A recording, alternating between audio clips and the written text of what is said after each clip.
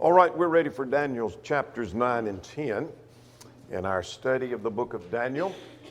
And I'll remind you of this principle because we're going to see this in chapter 9. We're going to see it in chapter 10, though not specifically stated in the terminology that we find in the verses that are before you. The theme of the book is God rules in the kingdoms of men. We saw that in chapter 2 and 21. We see it in chapter 4 repeatedly. We saw it in chapter 5.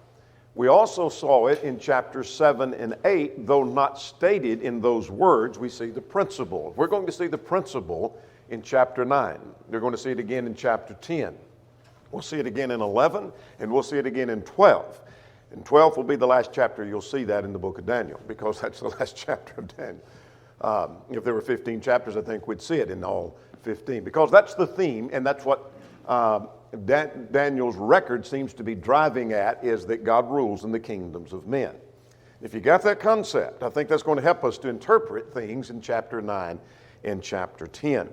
This is our outline of the book that we're considering. There's the history section, and then there is the vision section. Each one of those are divided by period. That is the Babylonian period and then the Medo-Persian period. And so we're ready to start the last of the sections, and that is we're in the vision section. We're in the section under the Medo-Persian rule, which carries us from 9 through 12. That section then seems to divide itself as we go a little bit further into two sections, and that is there's the prophecy of the 70 weeks in chapter 9. That has stumped a lot of people, but it is a basic simple, fundamental prophecy. And there are keys in that prophecy that unlock that for us. The next section is more difficult. It's one of the more difficult sections, chapters 10 through 12, chapter 11 particularly being difficult. We'll say more about that in a moment. This has to do with the vision of the time of the end. Not the end of time, the time of the end. And we'll say more about that here in just a moment.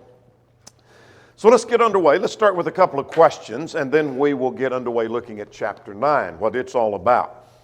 What does Daniel pray about in Daniel 9, 3 to 19?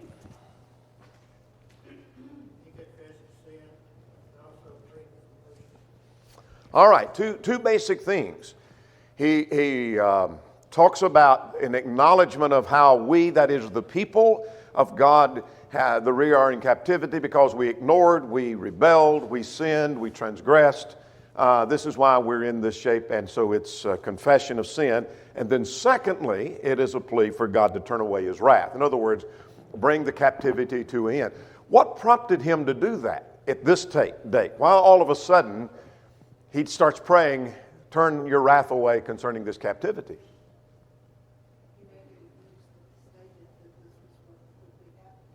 Yeah, he read that in what book? Jeremiah. He read where Jeremiah had talked about 70 years, and Daniel went in the first group, so he knows he's been there and how long he's been there, and he calculates this is the 70th year. Here we are. So now, please turn away your wrath as per your prophecy. We'll come back to question 2. Let's get question 3. How is this section about the 70 weeks abused by the religious world?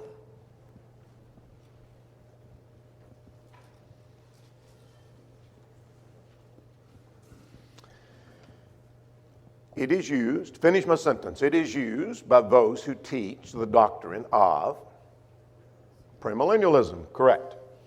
Premillennialists abuse this, and they literalize it. It doesn't work. Even for them, it doesn't work. They do not end it with the destruction of Jerusalem, but they end it with the end of time. And they think even prophecies like we have in the next section, the next unit of chapters 10 through 12, deals with the prophecy of the end of time. That's not the wording of the text, it's the time of the end. More about that a little bit later. Let's get underway. We have some ground to cover now. Here is an outline of chapter 9. There are two things happen in chapter 9. We have Daniel's prayer for the people. That's pretty straightforward, pretty simple. We'll work through that quickly. And then there's the vision of 70 weeks. That's the difficulty. And so we'll get into that difficulty here in just a moment. So let's start about Daniel's prayer. Let's look at verses 1 and 2. Here we see Daniel understood from Jeremiah's prophecy that the captivity would end in 70 years. Well, this is in the first year, verse 1. If you make marginal notes, get you a pencil and let's make some marginal notes. That this is in the first year of Darius. Now, that's the same Darius that we saw in chapter 5 and 31. If you don't recall that, you may make a marginal note of 5 and 31, that when Belshazzar fell, then Darius, the Mede, received the kingdom. Now, who is Darius? He seems to be a ruler, a sub-ruler, for lack of better expression, under Cyrus. We're going to read about Cyrus. And you say, I thought Cyrus was the king, and yet this talks about, and we talked about this earlier, by the way, that this talks about Darius. Darius was over the region of Chaldea, south of Babylon, whereas Cyrus was the universal ruler. And so he's under the rule of Cyrus. But nonetheless, he's found in chapter 5:31 and chapter 6 and verse 1. Same Darius. And so this is talking about a leader of the Medo-Persian period that puts it in that time. So if you want to make a marginal note, that puts it about 536 BC. Well, remember, BC dates go backwards. So if you take 536 and add 70 to that, that puts us at 606. That's when the captivity started. So this is the end of the captivity. 70 years have passed. Daniel has been in captivity for 70 years when this vision takes place. And so he says he understood by the words of the prophet Jeremiah. Well, let's pause just for a moment and look at Jeremiah chapter 25. Just to remind ourselves, you might make a marginal note. Jeremiah 25, verses 9 through 11. I'm not going to read all of that. If you want to glance over there, you might underline the 70 years. There is the prophecy of Nebuchadnezzar, the king, coming in. And then verse 11 says that you shall serve the king of Babylon 70 years. Then it will come to a pass that when 70 years are completed, I will punish the king of Babylon. It mentions how that they're going to fall. Babylon will fall at 70 years after your captivity. So there was one of the prophecies. Let's go over to chapter 29 and at verse 10, that after 70 years are completed at Babylon, I will visit you and perform my good word. So here are two references where 70 years and the captivity is going to be over. Well, Daniel has read that. Daniel understands that. Daniel can add and subtract, and he now knows we're at 70 years. So he's beginning now at verse 3. So Daniel understood that. So at verse 3, he offers a prayer to God. So we're going to quickly run through this because we've got to get through the 70-year vision, 70-week vision, rather. So let's look at his prayer. What does he say in his prayer? He made a request and prayed with fasting, sackcloth, and ashes, and he made confession. What did he say in this confession of sin? Let's look at 3 to 15.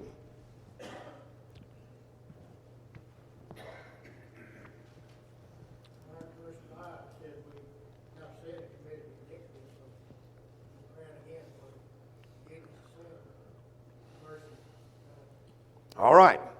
Yeah, we have sinned. We have done wickedly. We have rebelled even by departing from your precepts and your judgments. So we departed from your law. That's one thing. We sinned by departing from your law. Look at verse 6. We have not heeded your prophets that spoke in your name. In other words, they ignored the prophets. Isaiah had been in warning them. They didn't turn. Did Jeremiah make any converts? No, he didn't do too hot making converts. He did his job, but the people didn't listen, is my point. So we didn't heed them. But now notice the contrast. To us belongs, you are righteous. Righteousness belongs to you, verse 7. But what belongs to the people? Shame of face. We should be ashamed. Look again at verse 8. Belonging to us, the shame of face, because we have sinned against you. Look at verse 9. He mentions we rebelled against you. And we did that by verse 10, not obeying the voice of the Lord through the words of the prophets. Now then, verse 11. Because of that, what happened? God kept his covenant. Yeah, just like he had promised. Now, I think he's having reference to something made over in Leviticus 26 and Deuteronomy 28. Those passages had presented a blessing and a curse, and if you disobey, there's a curse coming upon you. Well, this is the curse. You kept your promise. And now notice at verse 12, this is an interesting phrase. that he has confirmed his word, which he has spoken against us and against our judges, by bringing upon us this great disaster. In other words, when God did what he said, that confirms that indeed he told the truth. Does that make sense? He confirmed his message. I told you you was going into captivity. I told you you'd face a curse. I told you you'd be punished. When God brought it about, that confirmed his message. Now then, look at verse 13. What have they not done? The word's not used there, but I'm looking for a concept, a term we use all the time. We sinned, and you brought punishment upon us, and in spite of that, we still have not repented. We haven't repented. That's what that verse is talking about. We didn't change. And so this we're acknowledging our sins. Now, beginning at 16 through 19, what's his point? He shifts gears in his prayer. We're acknowledging our sin, we've done wrong, and now please what? Yeah, turn away your wrath. And look at verse 16. Your fury and your anger and your wrath, turn away from your city. And hear the prayer of your servant. Now notice at end of verse 18. We're asking this not because of blank, but because of blank. What are the two blanks? Yes, it's not because of our righteousness that we're asking you do this, but because of your mercy, we're asking that you do this. Fulfill your promise and release your people and end the captivity. Now that's pretty straightforward. Now we get a little more complicated. Daniel has a vision of 70 weeks here in verses 20 to 27. And Gabriel comes to explain that. Let's get that before we get into that, to the vision itself, the details of the 70 weeks. Let's get 20 to 23. While I was speaking and praying and confessing, what happens? The man Gabriel was mentioned in chapter 8. If you were not here or you're forgotten, make a marginal note. Chapter 8, verses 15 and 16, we've already seen Gabriel in a vision earlier. All right? We're not going to trace that, but that's just a reference. That whom I had seen in the vision at the beginning. He's talking about chapter 8. Being caused to fly swiftly, he reached me about the time of the evening sacrifice. And he informed me, said, "O Daniel, I've come forth now to give you skill to understand. At the beginning of your supplications, the command went out, and I've come to tell you because you're greatly beloved, and consider the matter and understand the vision." So I've come to explain to you what the vision that you have received is all about. So Gabriel came to do that. Now then, we're ready for the details of the 70 weeks. So that is puzzling to many people. But there are 70 weeks, and if you've read ahead, you know that it's divided by 3 periods. There is 7 weeks plus 62 weeks plus 1, which makes 70. Now, let's look at some things that are keys to understanding. 7, we can read through this and make it literally 70 weeks.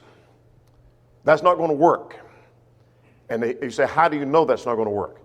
Because, let me get ahead of myself, part of Daniel 9 is quoted in Matthew 24, referring to destruction of Jerusalem, which we know took place in AD 70. Well, that's more than 70 literal weeks from the time of 536 BC. So that's nearly 600 years later. So that's not going to work. Some have suggested that a week stands for a year, and so this is 70 years. There is no evidence in the text where we draw that conclusion. That's just a conjecture someone has thrown out. So, as we've been talking on Wednesday night, if we're going to interpret a text, we've got to look for keys where? Within the context. Let's look for that. Let's see what we can find. In apocalyptic literature, the number 7, anybody that's got a smattering knowledge of the Scriptures knows this principle. We may not know numerology completely, but we will know this. The number 7 generally has been used to refer to completion. something being complete, the 7 churches of Asia. I'm not saying they were not literal 7 churches. What I'm saying is that they are complete. The number 7 is used a number of times. For example, you forgive him not unto 7 times, but unto 70 times 7. That's not a literal number, but it's the idea of this multiples of 7. Well, 70 weeks is a multiple of 7. And there's something that's going to be completed here, and you're going to see it completed as we go. So hold the 70 weeks for a moment, but verse 24 is our first key. 70 weeks are determined for your people. Now, Daniel has, by the way, there seems to be a play off of the 70 years. 70 years is what Daniel is praying about. There's a play off of that, and now there's a multiple of 7 mentioned in this vision. So here's a key. It points to something taking place. To finish the transgression, whatever that is. I think we have a clue. Now I'll come back to that. To make an end of sins, to make reconciliation for iniquity, to bring everlasting righteousness, and to seal up the vision of prophecy and anoint the most holy. All of that language sounds like the day of the Messiah. Was his mission not? And this would harmonize with Daniel 7, by the way. That he brings an end to sins. He brings reconciliation. He is the Most High. He brings in everlasting righteousness. And he brings a finish to transgression. Now, Daniel, you've been praying about sin of the people that brought on destruction of a nation. God answers that prayer with part of this vision that there's going to be 70 weeks, but it points to something. Forget the screen just for a moment, and it's pointing to the day of the Messiah, and ultimately we're going to see the end of the Jewish nation. I don't know that yet till I get down to verse 27, the end of the Jewish nation.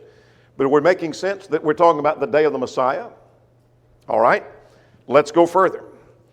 Let's start at verse 25. Know therefore and understand that from the going forth of the command to restore and build Jerusalem, this date is 536. We know that from verse 1. And that's when Cyrus gives the decree for them to go back and rebuild Jerusalem. Remember that? Isaiah 44, Ezra 1. So know that from that command to rebuild, all right, until Messiah the Prince. Now I know we're talking about the Messiah. There shall be 7 weeks and 62 weeks. All right, let's look at the screen over here. There's the decree to rebuild. There's going to be 7 weeks and 62 weeks till the coming of the Messiah. All right, we know that much so far. Let's see if we can make some sense of it. Now the rebuilding is going to be with difficulty. The street shall be built again even in troublesome times. Did they have trouble when they rebuilt? Nehemiah, Ezra. Absolutely. The opposition from out and from within. Now, after the 62 weeks, the Messiah will be cut off.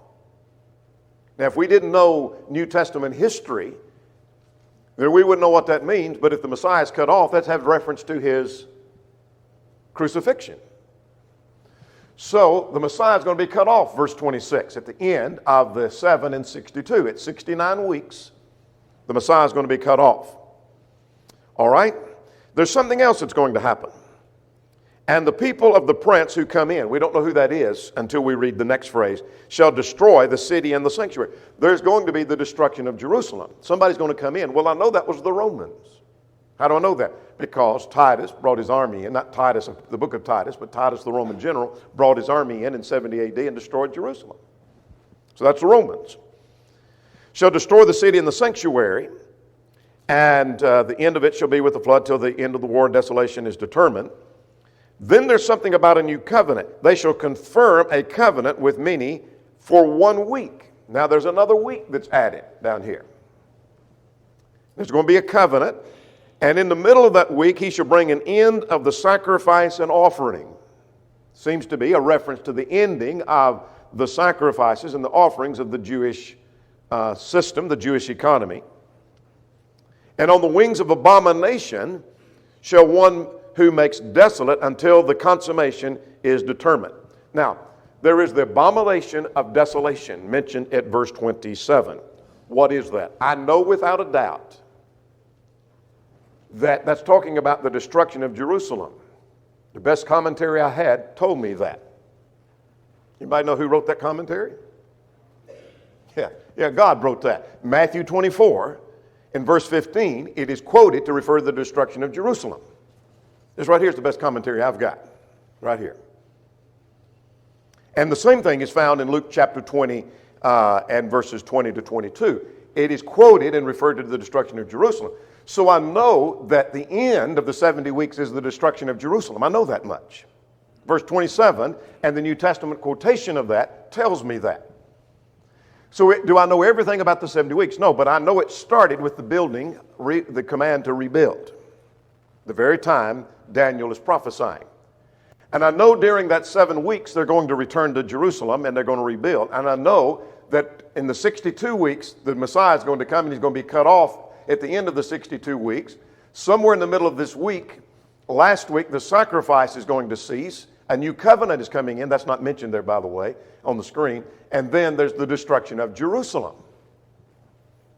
So what's the point of the vision? I think we get overly complicated. Here seems to be the point. Daniel, you have been praying about the sins of the people that brought on this destruction come to an end in 70 years. Playing off of the 70 years, let's talk about 70 weeks, this vision of 70 weeks. That here's what's going to happen from this decree to the end of the 70 weeks. What's going to happen when 70 weeks are finished, God's going to be finished with the Jewish commonwealth.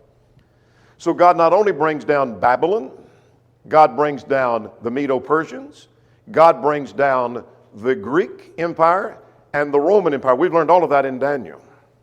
But there's something else he's going to take down. Jewish nation. Make sense?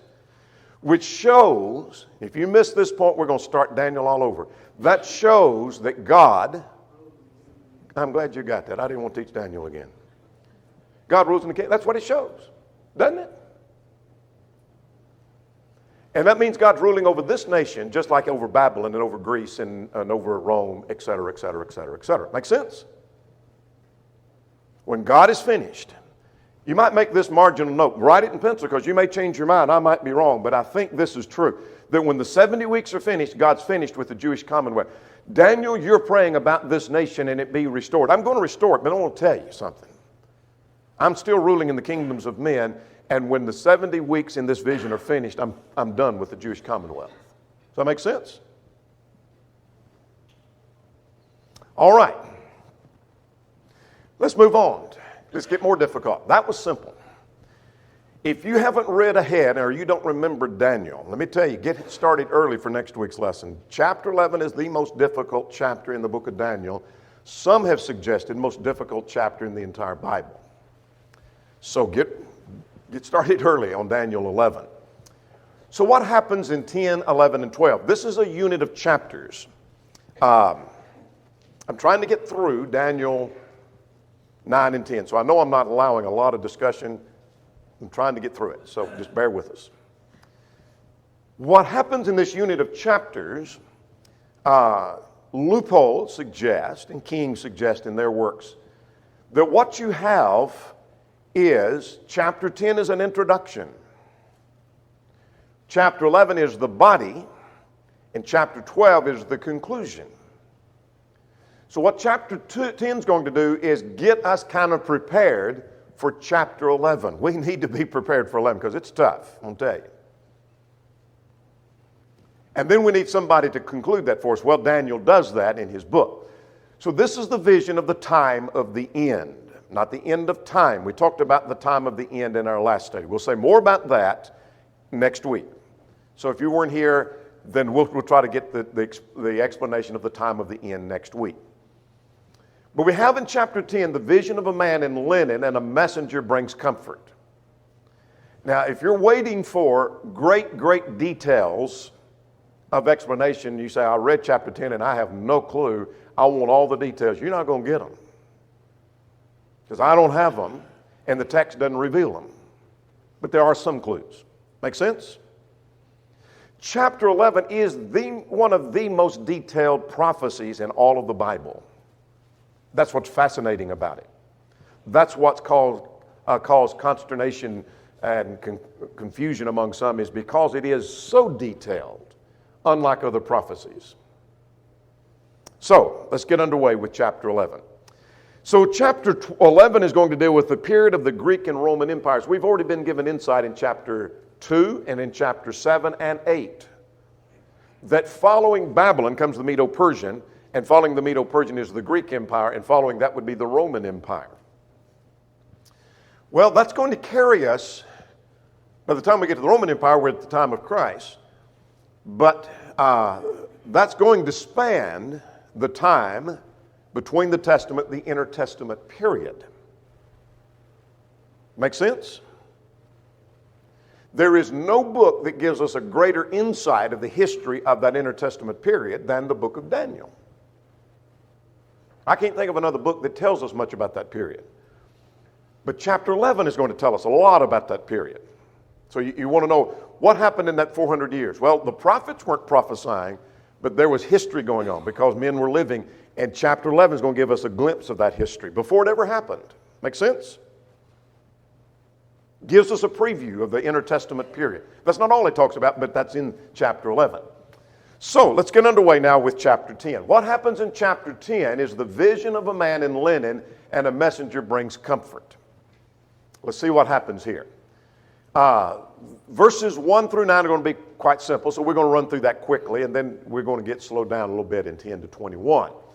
Daniel sees a vision of a man clothed in linen. So let's get chapter 10. Let's get a date for this. This is the 3rd year of Cyrus, king of Persia. That's going to put us at the same date of the 1st year of Darius. So we're looking at 536 again. We're in the Medo-Persian period, about 536. Make a marginal note if you wish.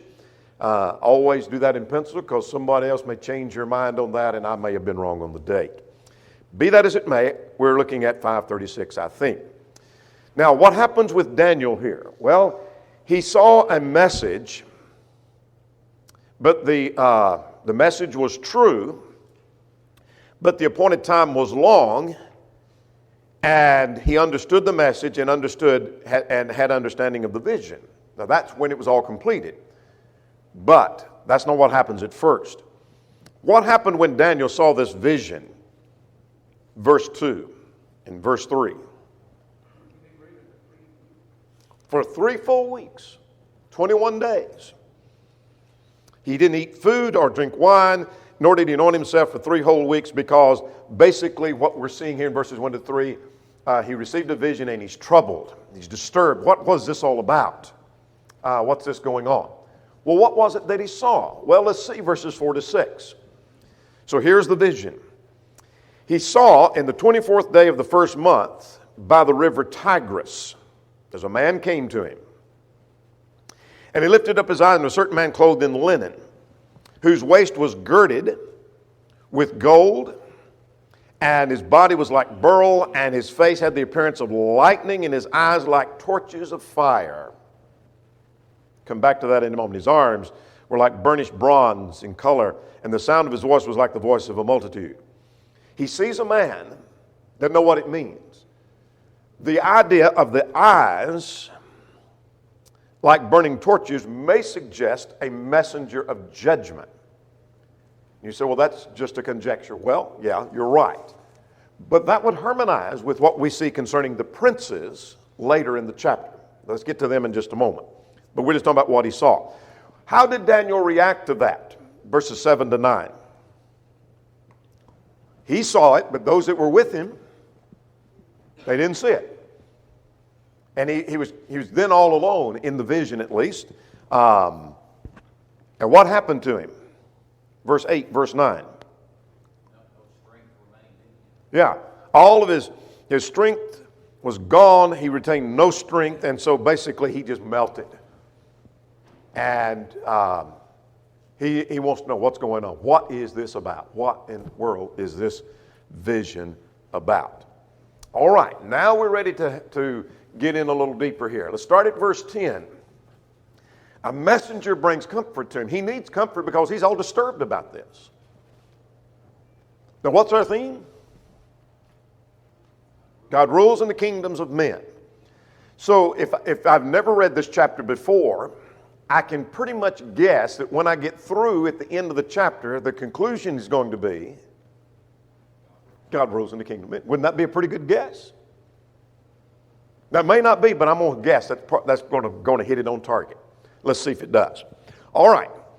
Then there was suddenly a hand that touched me.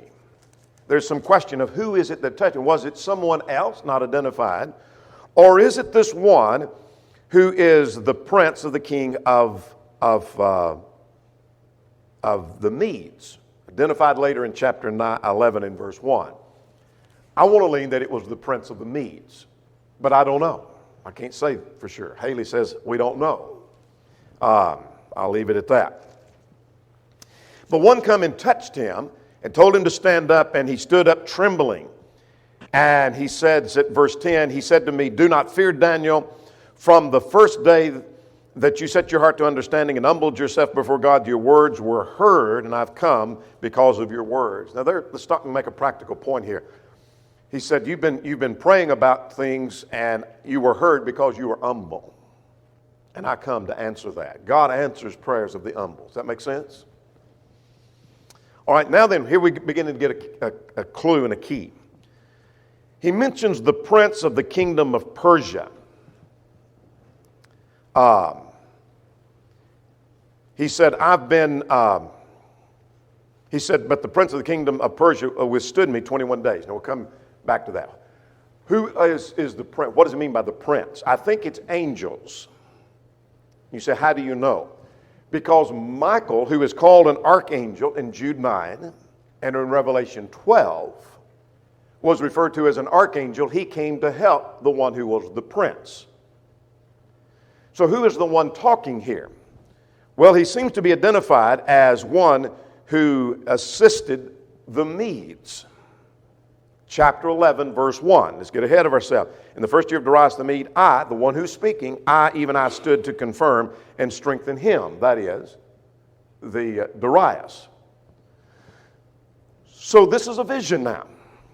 And it seems that what we're seeing is God draws back the curtain of conflicts on earth, and we see what's going on in the background. Does that make sense? Now let's just pause right there. Pause, and let's go and let's trace a footnote. Let's go over to Revelation 12. We've got a few minutes, and I'm going to see if I can complete this thought and make some sense here, because we've got to have this sense before we get into chapter 11.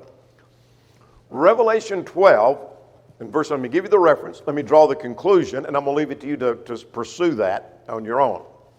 I'm not going to argue it because we don't have time. What Revelation 12 does, during the Roman Empire, when there is a conflict between Christians and the Roman Empire, verse 7 says, and a war broke out in heaven. And here's where we see Michael and his angels fought against the dragon. What happens in Revelation 12 in that vision is God draws back the curtain. You want to know the reason that there's a problem between Rome and Christians? Is there is a war going on in heaven. There is the forces of good and evil in heaven are in the spiritual realm are fighting. And that's why we have the conflicts on earth. Now, we don't see that, but the curtain is drawn back in the vision to see that. Does that make sense? All right, that's what's going on here in Daniel 11, I think. God draws back the curtain for Daniel in this vision. And so, seemingly, one who is an angel of the Medes comes and talks to Daniel and said, so let's see if it doesn't make sense in that regard. He said, this is the angel of the Medes speaking to Daniel, and he said, the prince or the angels of the kingdom of Persia withstood me 21 days. That's why there's been this delay, and you've been worried for 21 days since you saw the vision. I was coming to you. And Michael, one of the chief princes, I know he's called an angel, that's why I think princes are angels. Michael was one of the princes, a chief prince, but he's called an archangel, Jude 9, Revelation 12. He came to help me. And I want to make you to understand, look at verse 11, you might underline, what will happen to your people in the latter days, for the vision refers to many days yet to come. Not talking about right now. And he said he turned away and he was speechless. All right, now let's get ahead of ourselves. And again, one having the likeness of man, down at verse 18. Having the likeness of man touched me and strengthened me and said, fear not, peace be to you and be strong. And so he spoke to me and I was strengthened. So he gained his strength. Now verse 20 and 21 is the key. He said, do you know why I've come to you, that I must now return to fight with the prince of Persia, and when I have gone forth, indeed the prince of Greece will come. Now what have we seen in Daniel 2 and Daniel 7 and Daniel 8? Those three chapters have told us after Babylon comes the Medo-Persians, and the Medo-Persians are going to fall to Greece. Make sense? And that all told us that God rules in the kingdoms of men. All right, so here's what's happening here. This angel of the Medes is talking to Daniel saying that I have been contending with, been fighting along with the angel of the Medes, or the Persians, and I've got to go back to that. I was delayed. In other words, the curtain's drawn back and we see what's going on in heaven. This conflict going on. And he says, I'm going to go fight. And then what's going to happen is the prince of Greece is going to come. So what this vision pointed to, and we haven't got all the details. You say, well, I want the details. Chapter 11. You want details? Chapter 11.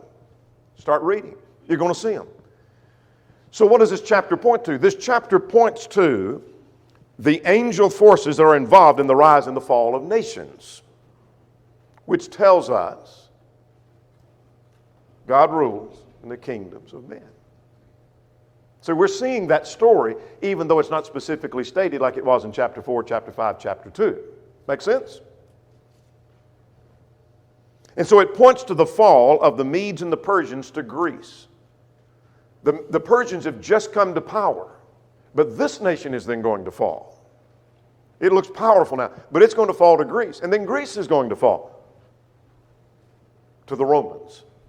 And then Rome's going to fall. And there will never be another worldwide empire again, except for the kingdom of Christ. Make sense? So you say, I don't get the point. The point is that he saw a vision of this man, and the man come, and what's this all about? Well, let me tell you, I was delayed in coming to you and explaining things, but the reason I come to you is to tell you that, and I'm paraphrasing, I'm the angel of the Medes, and I've been contending along with the angel of the Persians, and eventually we're going to be taken over by the angel of Greece. And the reason there's a conflict on earth is that the angelic forces are involved in the rise and the fall. There's a conflict between good and evil as to why there's a conflict on earth. Does that make sense? Is there a conflict still going on earth? Do you think that has anything to do with the forces of good and evil in the spiritual realm? If I understand Revelation, if I understand Daniel, and I understand Ezekiel, then the answer is yes. Make sense? So what do I have to, what am I to learn from Daniel 10? If you miss this, we're starting over. I've learned God rules in the kingdoms of men. Do you think we've got that point? I mean, among brethren? I don't think so. I don't think we got it. We know the phrase. We can point to the verse and we can quote the verse. I don't know that we've got that point. Why would I say that? Stephen? Actions of men. What do you mean? Respond to things, troubles. How we respond. Somebody else said something.